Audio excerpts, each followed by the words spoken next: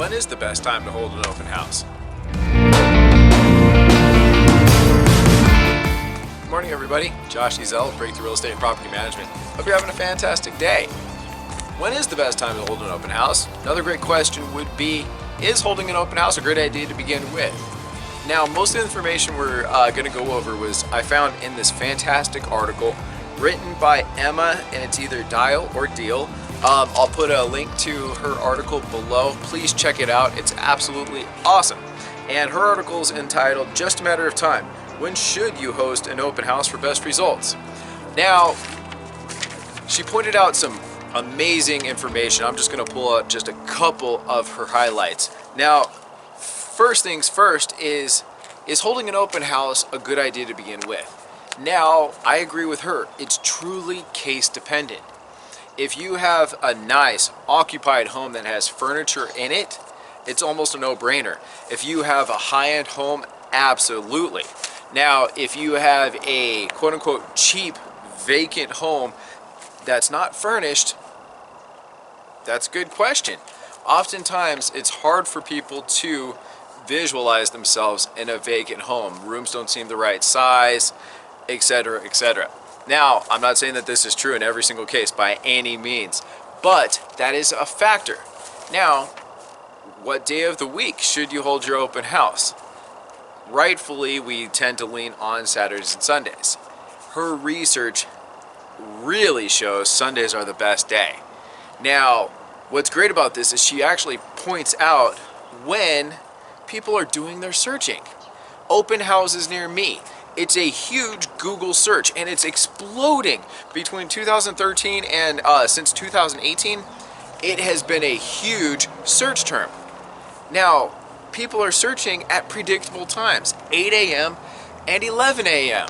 So make sure you're in front of people, 11 a.m. and 8 a.m. Sunday mornings. That's when they Google open houses near me.